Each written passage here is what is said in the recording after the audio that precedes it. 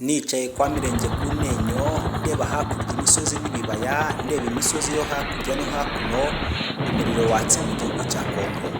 Urebye hafi yaho ukareba ibyabaye Isake kuri uyu munsi, noneho biteye ubwoba, dore ko umuriro urimo waka uzamuka mu kirere.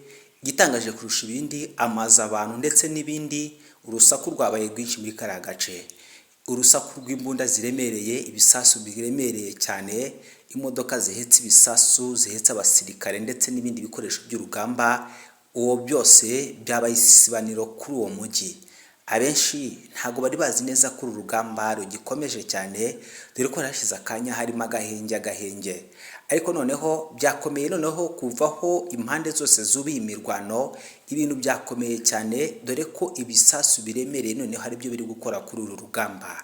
Ni ibintu bitoroshye, ariko nujye kure cyane, ndakurarikira kugira ngo ukomeze udukurikire 5 kuri 5, tugiye kuyava imizingo, urebe imve n'imvano yo kubura imirwano hagati y'umutwe w'inyeshyamba za 23 ndetse n'igisirikare cya Kongo FARDC.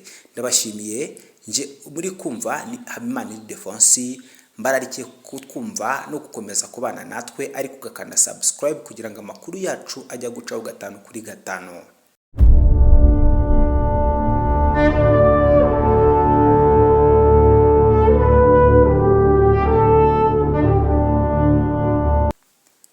Kuva mu masaha y'igitondo cyo kuri uyu wa kabiri 2024 muri Nzeri, umujyi muto wa Sake uherereye muri teritwari ya Masisi mu ntara ya Kivu y'Amajyaruguru, hongeye kumvikana imirwano ikaze cyane irimo ibisasu biremereye ndetse irimo n'imbunda ntoya, byose bivanze.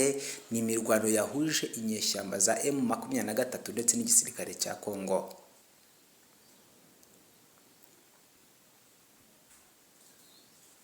Ni imirwano bigoye kumenya uruhande rwayitangije, ariko icyo tuzi niko twagiye kubona tukabona umuriro urimo urazamuka mu kirere, urusaku rw'imbunda ziremereye, yewe n'imodoka zihetse abasirikare benshi bajya ku rugamba banyura muri uwo mujyi bawugize isibaniro, dore ko urugamba rugeze mu mahina. Byakomeye cyane, aho aba basirikare ba M23 bamaze iminsi bigometse, barazingiye abasirikare muri Goma, barabuze aho baca ba leta, dore ko bari barabuze umuhanda wabakura muri uwo mujyi. Ariko noneho ibintu byakomeye cyane.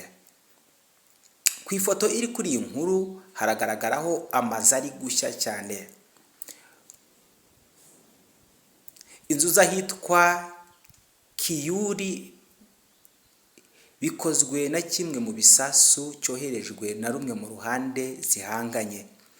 Iyi mirwano y'uyu munsi iri kumvikanamo urusaku rw'intwaro nini cyane ndetse n'intoya, bikumvikanira by'umwihariko muri groupement ya Kamuranza, hakaba hari sheferi ya Buhodi, aho ni nko mu birometero 3 werekeza mu mujyi muto wa Sake. Ukurikije uko abazi ibyo bice bingana, ibintu biri kuvayo ari ibintu bikomeye cyane.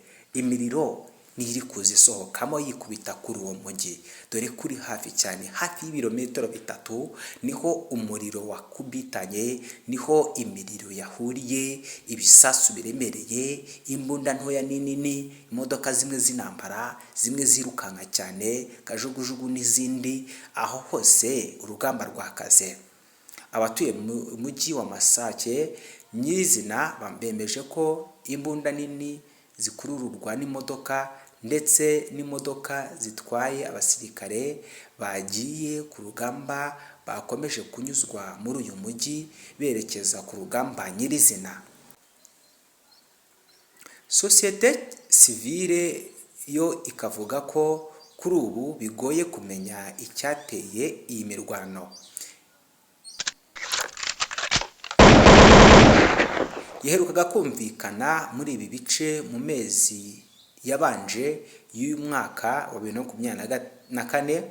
Hari abakurikirana hafi iby'iyi ntambara bemeza ko n'inyeshyamba za 23 zishobora gutangiza urugamba zigamije kureba ko zafata uyu mujyi wa Sake.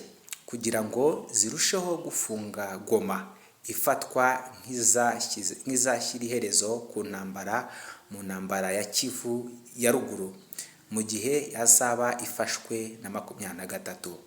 Tubibutsa ko iyi Goma yazengurutswe mu gihe ingabo za Kongo arimo ziri zabuze uko zisohoka muri Goma, ibintu byabaye warudubi. Intambara yabaye intambara muri Kongo, ibintu birakomeye cyane.